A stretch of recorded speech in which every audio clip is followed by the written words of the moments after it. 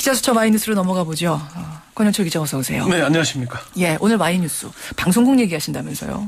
예, 뭐 방송국에서 방송국 얘기를 하게 됐는데 예. 어쨌든 KBS, MBC 기자들의 반성문이 계속 잇따라 터져나오고 있죠. 아주 이례적인 상황이죠. 예, 그리고 결국은 이제 KBS가 규란영 사장이 사퇴하지 않으면 제작 거부에 들어가겠다 이렇게까지 하고 나섰죠. 그래서 왜 KBS 기자들이 규란영 사장의 퇴진을 요구하고 있는지 그 문제를 다뤄보고자 합니다. 예. KBS와 MBC 기자들이 반성문을 왜 쏟아내는 건가부터 얘기가 시작이 되어야겠군요. 그렇죠. 이제 아무래도 취재 현장에서 기자들이 공영방송의 위기를 절감했기 때문이다. 이렇게 봐야 할 거고요. 어허. KBS 한 중견기자에게 질문을 했더니 김현정 그 물어본 대로 물어보니까 예. 이런 상황에서 어떻게 그냥 있겠나. 이대로는 아무것도 할 수가 없다. 아무것도 할 수가 없다. 그런 얘기를 하고요. KBS 출신이죠. 김용진 세명대 저널리즘 스쿨 대학원 교수를 하고 있는데 뉴스타파 대표이기도 하고요. 예. 이런 상황을 가만히 보고 있다면 기자가 아니다. 현 상황이 뭔가 움직이지 않으면 안 되도록 하는 그런 절박감으로 내몰고 있다. 그렇게 얘기를 하더라고요. 그리고 실제로 KBS, MBC 기자들이 반성문을 보면은 왜 KBS, MBC 기자들이 반성하지 않을 수 없는가를 느낄 수가 있습니다. 예. 몇 가지를 소개해 보자면은 그러시죠. 예. KBS 막내 기수들이 사내 게시판에 올린 반성문 중 일부에 예.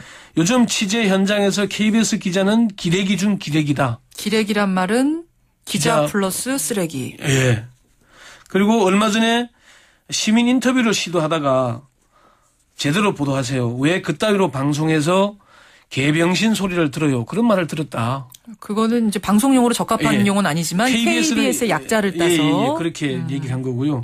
또 평목항에 선 KBS 로고가 박힌 잠바를 입는 것조차 두렵다. KBS 입장에서 얼마나 자랑스러운 일이겠습니까? 그럼요. 근데 그런 느낌을 하죠. 또 심지어서 KBS를 어떻게 믿어요? 안산에서 취재한 13일 동안 매일같이 들은 얘기다. 그런 글들이 올라와 있습니다. 이것은 게시판에 기자들이 직접 쓴 거죠? KBS 기자들이 쓴 글들입니다. 네네. 예. 그래요. MBC도 뭐 제목이 121명의 이름으로 성명을 냈는데 참담하고 부끄럽습니다. 제목이 그렇습니다. 그러면서 지난주 MBC 뉴스데스크는 세월호 실종자 가족을 모욕하고 비난했다. 세월호 취재를 진두지휘해온 전국부장이 직접 기사를 썼고 보도국장이 최종 판단에 방송이 나갔다. 이렇게 시작을 하면서 반성문들을 계속 써내고 그 있는 문제가 겁니다. 지금 되고 있는 MBC 뉴스데스크 기사는 어떤 기사였어요? 어떤 리포팅이었어요? 전국부장이 직접 방송을 했는데 한 가지만 예를 들자면 이렇습니다. 왜 유광옥 잠수사가 6일날 숨졌죠. 숨졌죠. 예. 그거를 이제 유족들의 조급증 때문이 아닌지 반성해봐야 된다 이런 얘기를 했거든요. 그런데 유광옥 잠수사는 6일 처음 투입되자마자 한 번 들어서 사망한 거거든요. 5분 만에. 예. 그 전날 이 해수부 장관과 해경청장과 유족들이 오랜 동안 감금됐다 말았다 마찰이 있었다 이런 얘기 있었잖아요. 예. 그걸 가지고 이제 7일날 그 비판을 한 겁니다. 예. 오히려 유족들의 마음을 알아주기보다는 바깥에서 보이는 현상을 가지고 유족들에게 모욕을 했고 그렇다는 자기들 반성을 하는 거죠. 유족들의 조급증 때문에 잠수사가 사망했다라는 이제 데스크 분석이 나가니까 MBC 기자들이 우리가 참을 수 없다 이렇게 나선 거거든요. 그리고 반성을 하면서 진상규명하라고 요구하고 있는 거죠. 근데 이제 일각에서는 반성문이 너무 늦게 나온 건 아니냐 이런 얘기도 나와요. KBS나 MBC 기자들도 반성문이 늦은 건 맞다라고 인정을 합니다. 언론 학자들도 때늦은 감이 있다고 얘기를 하고요. 그렇지만 어쨌건 세월호 재난 보도를 하는 과정에서 반성문 내고 하는 게 사실 쉽지도 않았을 것이고요. 그렇죠. KBS 기자들이 그제 토론을 하는데 200여 명이 모였거든요. 예. 이렇게 많은 기자들이 모인 게 전례가 없다고 합니다. KBS 기자들. 예, 이렇게 모일 정도로 이제 바빴기 때문에 모일 여지가 없었죠. 그런 점도 있긴 합니다. 예, 다만 이제 KBS나 MBC에서는 그런 얘기들을 합니다. 지금 반성문들이 외부의 주목을 받고 있지만은 그동안 내부적으로 보도를 바로잡으려는 노력을 하지 않은 건 아니다. 외부에 드러나지 않았지만은 기자들 스스로는 둔감하지 않았고 지속적으로 노력해 왔다. 그런 얘기들을 설명을 했고요. 예. 다만 그 노력의 강도나 정도의 문제 때문인지 외부에서 관심을 가지지 않다가 이번 세월호 보도로 폭발하게 된 것이다. 폭발한 거다. 이번에 폭발한 거다. 꼭 이번 때문만이 아니라. 그렇죠. 알겠습니다. 그러면 KBS 기자들이 처음부터 길환영 현 사장의 퇴진 요구한 게 아닌데 어떻게 얘기가 지금 거기까지 흘러간 건지 그것도 좀 정리해 주시죠. 그 과정을 보자면은 그렇습니다.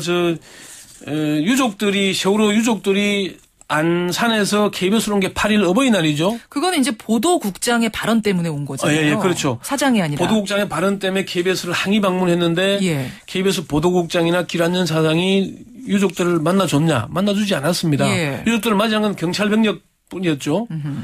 그런데 이제 그 KBS 기자협회도 9일날 성명을 냈는데 제목이 사죄합니다, 반성합니다, 바꾸겠습니다입니다. 예. 그 9일 요 때까지만 해도 KBS의 기조가 길안영 사장의 퇴진 요구가 아니었어요. 아니었어요. 예. 그런데 9일 오후에 상황이 변했습니다. 세월호 사고는 300명이 한꺼번에 죽어서 많아 보이지만 연간 교통사고로 죽는 사람 수를 생각하면 그리 많은 건 아니다. 이게 김시곤 전 보도국장의 발언 논란 아닙니까? 예, 예. 김시곤 보도국장이 9일날 사임하겠다는 기자회견을 하면서 예. 폭탄 발언을 합니다. KBS 사장이 사사건건 보도본부의 독립성을 침해했다. 심지어 윤창중 사건을 톱뉴스로 올리지 말라고 한 적도 있고 길안영 사장은 대통령만 보고 가는 사람이다. 예. 이런 발언을 한 겁니다. 그러니까 세월호 이야기 보도국장의 발언에서 시작했지만 얘기가 과거에 보도국에서 있었던 일까지 다 가면서 사장 퇴진까지 얘기가 간 거고요. 그러니까 이제 KBS 기자협회는 보도국장의 발언으로 길안영 사장이 사사건건 보도본부의 독립성을 침해한 게 드러났다. 예. 이 문제가 이제 드러난 것이고요. 또 한 가지 더 있습니다. 아까 말씀드린 대로 길안영 사장이 유족들이 KBS까지 항의 방문했는데 안 만나줬죠. 예. 그런데 그 다음 날 9일날 청와대 앞에서 유족들이 항의 집회를 하니까 예. 청와대에서 KBS에 와서 사과하라는 요청을 했다고 이렇게 나오긴 하는데 그러니까 길안영 사장이 KBS 앞에까지 청와대 앞에까지 쫓아가서 유족들에게 사과를 했죠. 예. 그리고 예. 김시곤 보도국장을 사임하도록 한 거 아닙니까? 그렇죠. 여기에 대해서 KBS 기자들이 모멸감을 느낀다는 얘기를 하는 겁니다. 자존심 추락이다.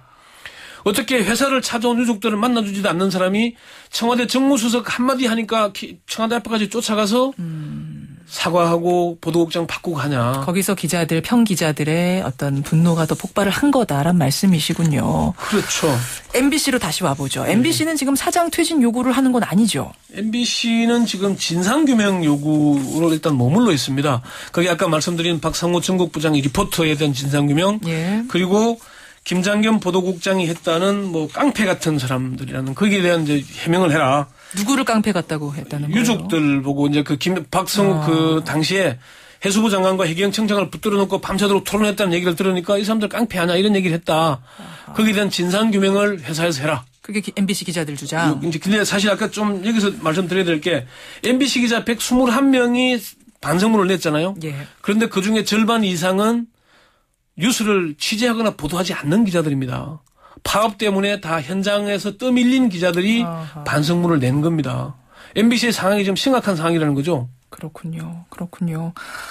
이게 어떻게 이제 상황이 번져갈까? 우리가 또 이것도 궁금한데 어떻게 보세요? 이번 상황이 2012년 파업과는 달리 외부의 요구 그리고 밑에 기자들이 바닥의 민심에서 시작이 되는 겁니다. 예. 과거에 노조 집행부에서 시작이 됐다면은 그래서 이번 사태는 상당히 오래 가지 않는가. 노조 주도가 아니에요, 그러니까. 현장 기자들 주도입니다. 그래요. 그래서 민심이 달라지고 있는 거죠. 그래서 내부에서도 아마 끝까지 갈 거다, 다를 거다 그런 얘기를 합니다. 알겠습니다. 이 흘러가는 분위기를 보면서 상황 지켜보겠습니다. 권영철 기자 수고하셨습니다. 네.